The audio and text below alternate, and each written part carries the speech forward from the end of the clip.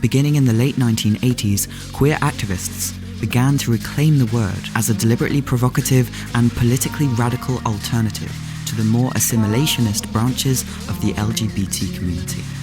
I'm going to be using the word assimilation quite a bit, and here it describes the process by which a minority integrates socially, culturally, and/or politically into a larger, dominant culture and society.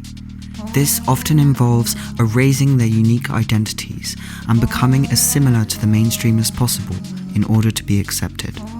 I'm not here to prove that Shrek is queer. I'm not here to prove that this movie was written for queer people, because I don't think it was. What I'm here to do is explain why the first two Shrek movies hit so close to home for me as a queer person, and hopefully give you a different way of looking at these movies. This is not a meme, unless you make it into one. The first time we see Shrek, we are immediately put into a situation of othering him, either by laughing at or judging his hygiene habits. What a gross, disgusting ogre. We then jump directly to a group of people planning to attack Shrek, running to his swamp with pitchforks, and this shows us how Shrek is not only othered by us, the viewers, but also by the society in the film. This quickly and effectively underlines Shrek's marginalized status. He isn't seen as a person, he is perceived as a monster. The cuts between the townsfolk running to his place with pitchforks and him just doing regular things, chilling out in front of the fireplace, eating dinner, shows us that the image that people have of Shrek is completely twisted. It seems ridiculous to dedicate this much time into harassing an ogre who's just trying to do his own thing. This is framed as something that Shrek is used to. He rolls his eyes, gets up, and goes to confront the villagers who have come to attack him. This has happened many times before. These townspeople have constructed a straw man of Shrek, saying, "It'll grind your bones into bread."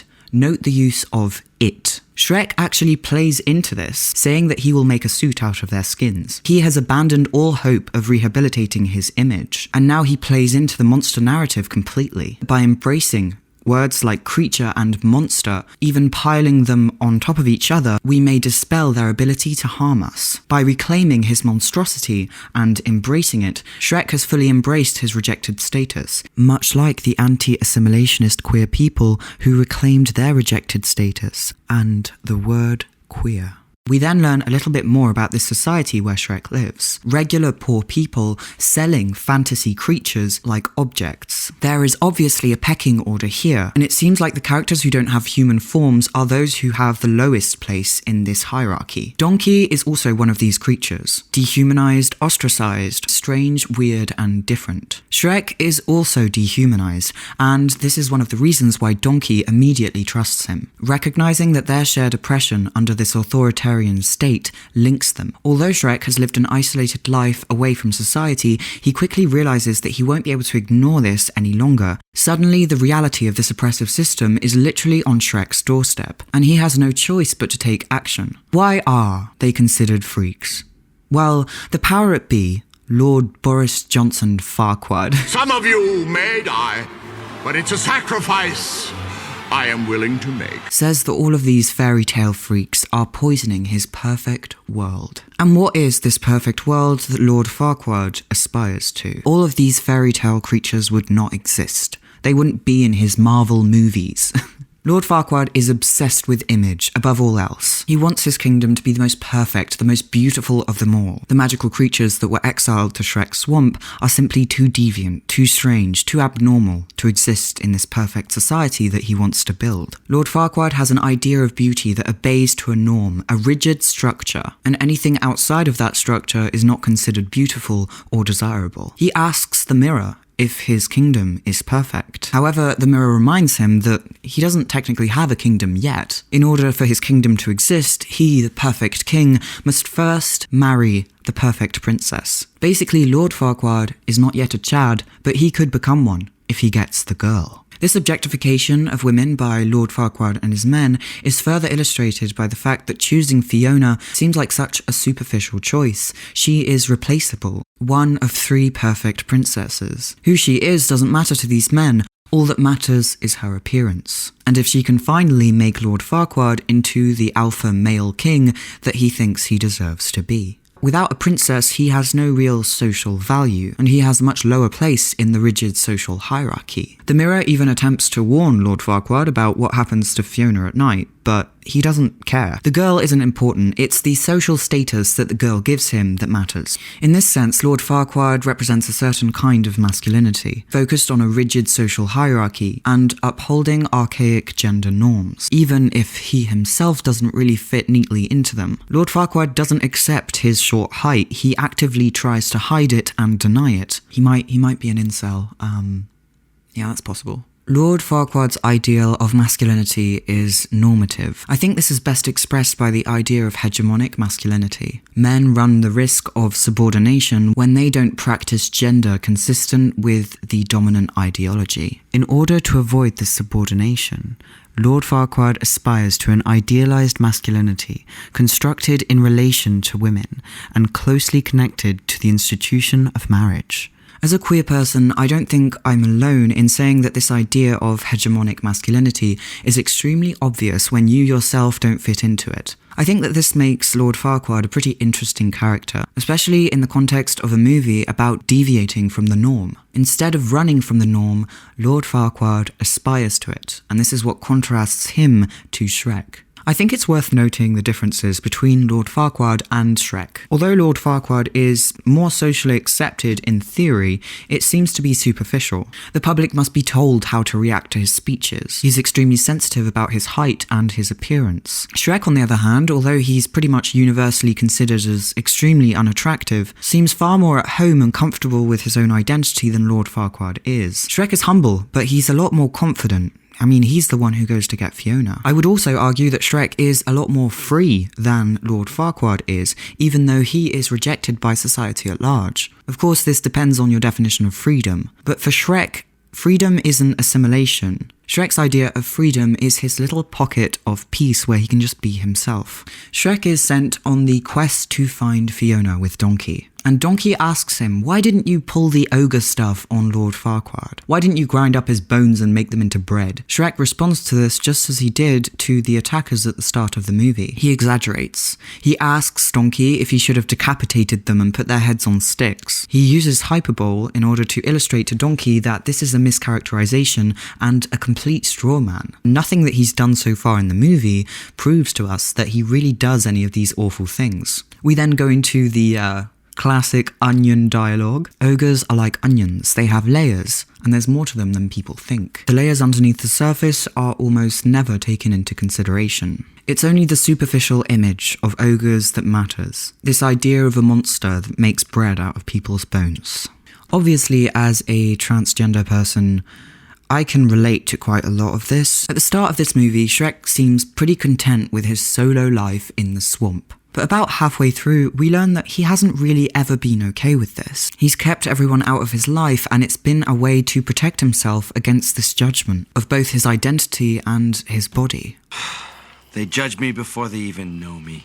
His seemingly laid-back attitude at the start of the movie seems to be more of a defense mechanism than anything else. And as many people know, when you go through so many attacks on your identity, you have to create defense mechanisms just in order to cope. Shrek thinks he's better off alone because at least that way he won't get hurt. Meanwhile, the bad guy, Lord Farquaad, is sitting in bed, seemingly masturbating, touching himself in front of a mirror, which I find important symbolically.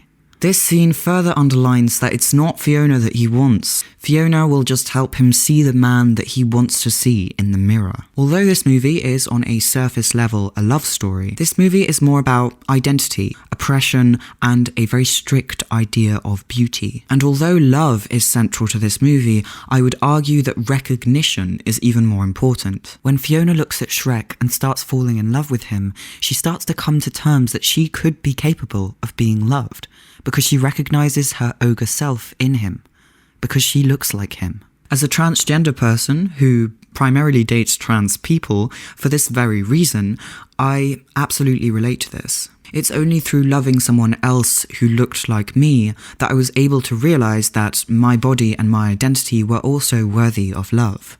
This is further underlined by a misunderstanding that leads to a fallout. Both Fiona and Shrek think that the other one doesn't want to be with them because of who they are and what they look like. I thought you'd understand. Oh, I understand. Like you said, who could love a hideous, ugly beast? It's not so much about the love that they share, but them coming to terms with the fact that they are lovable, no matter what they look like or who they are. Shrek and Fiona are similar in this way. They are both looking for acceptance, and they are both so cynical about the idea that they could possibly be worthy of love as ogres that this misunderstanding happens. They are so traumatized about how they have been treated by society that both of them assume that the other one doesn't want to be with them. This misunderstanding pushes Shrek to go back to his solo life in the swamp, once again rejecting the society that rejects him, and Fiona goes back to her original mission, assimilating into society by finally passing as human. Both abandon the social connection that they've made in order to pursue their idea of normal because they just don't think that they can be loved. Shrek's idea of normal is living alone, because who could possibly want an ogre? Fiona's idea of normal is assimilation and being perceived as human, because who could possibly want an ogre? Of course, it turns out that ogres can love ogres because ogres understand ogres. The scene where Donkey finds out that Fiona becomes an ogre at night just screams this is a coming out moment to me. I mean, I've been this way as long as I can remember. She's still actively resisting the idea that this could be who she is, though, struggling with the reality of her situation. She sees this as a curse, an illness, and doesn't yet see it as simply part of her identity and who she is. Every night I become this horrible, ugly beast.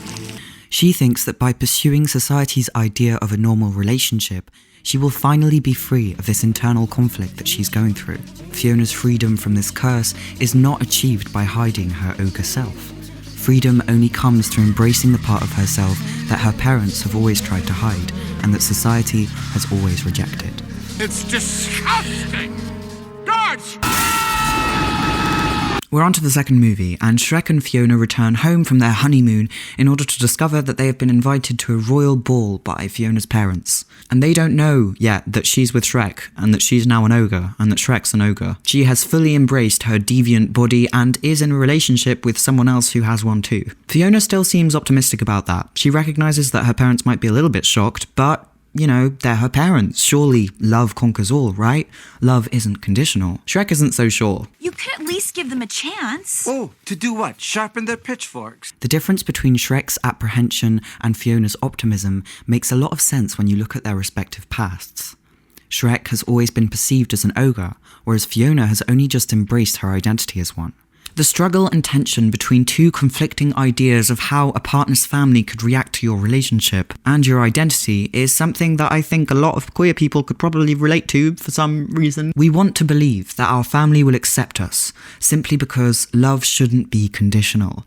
However, on the other hand, we do live in a society, and as Shrek points out, that society might not be so ready to accept us. Family members are not immune to being influenced by society's bias. The distance that they have to travel to far, far away is played for comic relief, but this isn't just physical, this is also symbolic. Shrek and Fiona exist so far outside of what's considered normal that they have to travel for days just to get there. Far, Far Away has nothing to do with Shrek and Fiona's swamp. It is full of references to capitalism, appearance, success, beauty, and celebrity culture. Far, Far Away's aesthetic is modelled on Hollywood, and just like Hollywood in our world, through representation, it dictates the norms. It dictates the ideal of beauty, and ogres are completely removed from it. More ogre representation, please. And now we have that scene where Shrek and Fiona meet her parents, and oh my god, is it tense. I'd like to underline that Lillian is almost immediately accepting and optimistic about Shrek and Fiona. Although awkward and hesitant, she still treats them with respect, and she even brings up the idea of children at dinner. I feel like Lillian's character is pretty easy to overlook when watching Shrek 2. She isn't really a source of tension like Harold is. Harold knows how society treats outcasts,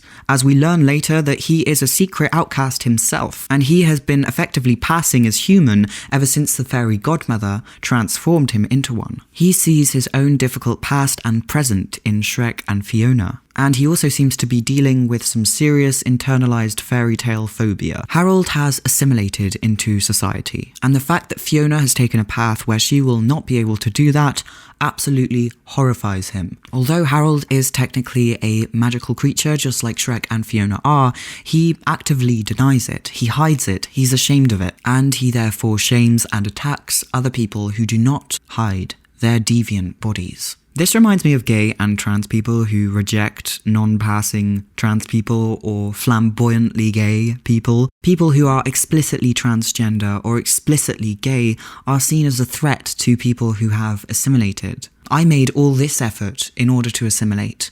Why aren't you? Lillian points out her husband's hypocrisy multiple times throughout the movie, and this makes sense because it's heavily implied that Lillian already knew that Harold was a frog. Although Lillian is a human, she fell in love with a frog, warts and all. Harold's inability to love himself for who he really is reflected in his rejection of Shrek and Fiona. Fiona is understandably devastated that her husband and her father just can't get on. After an intense dinner table argument, she goes to cry in her room, which... relatable? Fiona's tears summon the fairy godmother, or as I like to call her, the fairy turf mother. Some gender-confused wolf. The fairy godmother is obsessed with appearance and a specific ideal of happiness and beauty. She doesn't immediately reject Shrek and Fiona though. She hides her disdain under promises that she really cares, when all she really cares about is enforcing her idea of what is beautiful onto other people. She's a much more nuanced and implicit villain than Lord Farquaad was, because of this coating of glitter and sugar that all of her actions seemingly have. She immediately puts herself in the position of a carer who's here to help. She also has the power to change people's bodies at will, making them either normal or deviant in the eyes of society. The fairy godmother can humanize or dehumanize magical creatures, literally with a flick of her wand. Her celebrity status, her wealth, and her magic all give her immense power. Shrek and Fiona have an argument about what happened at dinner. You're behaving like a... Go on, say it. like an ogre! Well, here's a news flash for you. Whether your parents like it or not, I am an ogre. Fiona seems to believe that they could be accepted if they adapt to society and take care of their ogre optics. In other words, if they stopped acting so much like ogres. This reminds me of respectability politics. The idea that a group's acceptance into society can be achieved if they downplay stereotypes or behaviours that have been associated with them. One perspective is that assimilation is an important and necessary way for marginalized groups to gain rights. Another perspective, though, is that assimilation only reinforces oppressive institutions. Fiona believes that by acting less like ogres, they have more of a chance of being accepted. She's attempting to compromise, and this kind of compromise is something that many queer people will be familiar with. Many of us downplay our identities, change our behaviours or our appearances out of fear or necessity. On the other hand, many of us reject this idea completely, going in the opposite direction, refusing to hide any part of ourselves even if it reinforces negative stereotypes about our group, refusing to compromise or bargain with the society that oppresses us. These two conflicting perspectives are often sources of tension in the LGBT community. As you'll know if you've watched my channel before, many people believe that trans people should make an effort to pass as cisgender in order to be accepted and to save face. Many trans people who don't pass because they don't want to or because they can't are seen as making the trans community look bad. Who is responsible for oppression? Is it the society that oppresses? Or is it the person who refuses to make the effort or can't make the effort to integrate into it? How do we fix this? Do we adapt to society or do we challenge society itself? Harold, for example, has only integrated into mainstream society because the fairy godmother has helped him to assimilate into it. He has completely internalized the fairy godmother's essentialist views about Shrek, that it's in his very nature as an ogre to be aggressive and a brute. This reminds me of those who reject trans people by attributing essentialist characteristics to us. depicting trans men as confused women, and trans women as aggressive, dangerous men invading women's spaces. Essentializing us is a way of attacking us and denying us the right to be layered, complex, diverse human beings. She uses this and her power in order to manipulate Harold into getting rid of Shrek.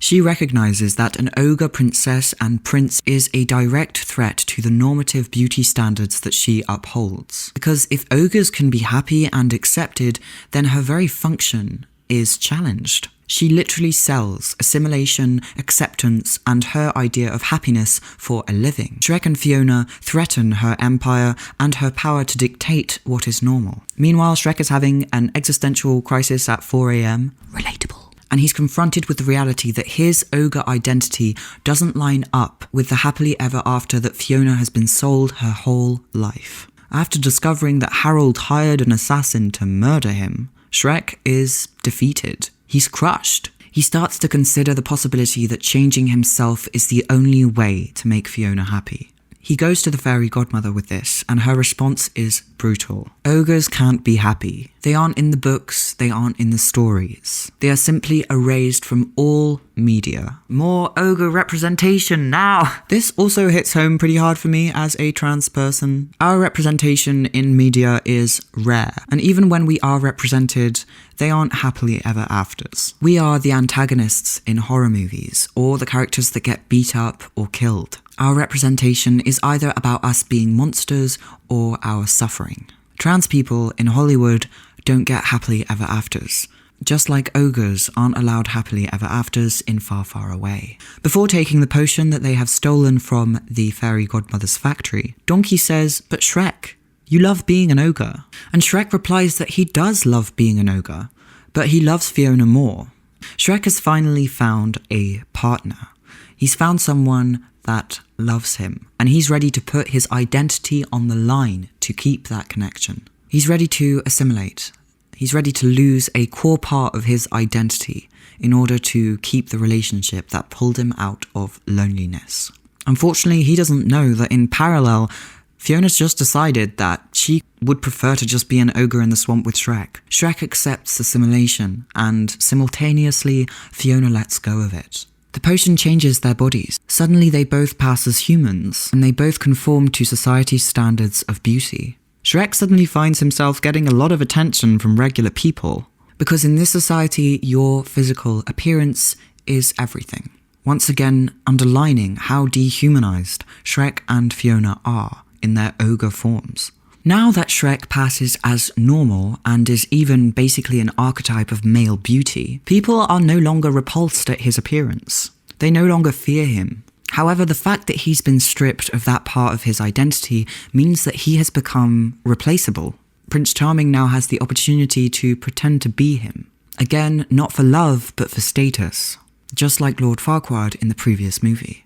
Shrek rushes to the castle in order to win Fiona back, but when he gets there, the fairy godmother uses her essentialist ideology in order to attack him, reminding him that no matter how much he changes his body, to her, he will always be an ogre. No matter what he looks like, he will always be a freak. Incorrect, wrong, unworthy of a happy ending.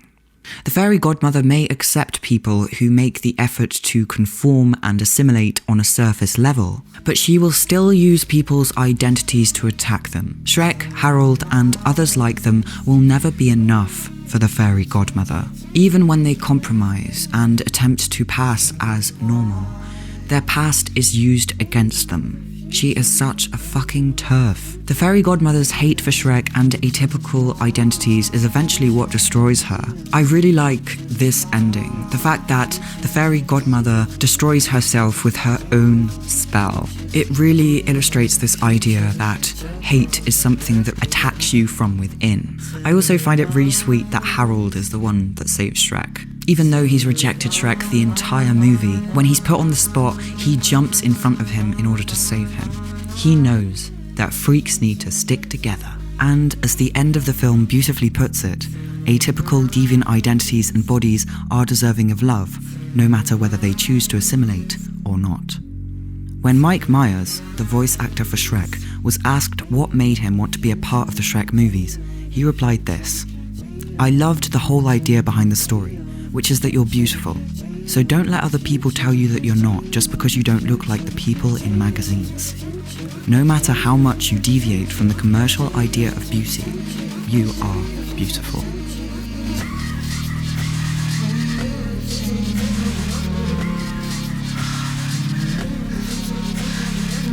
A huge thank you to all of my patrons, especially Mountain Snow, Nellis, Reasonably Agitated Honeybee, Moira, LPQ Silver, Hazel, Alexandria Chloe, Russell Emmett, and Alex Mascal. Thank you all so much. I have a Patreon, so if you would like to support my work and get access to music that I make and scripts and other cool updates, yeah. See you soon and wash your hands.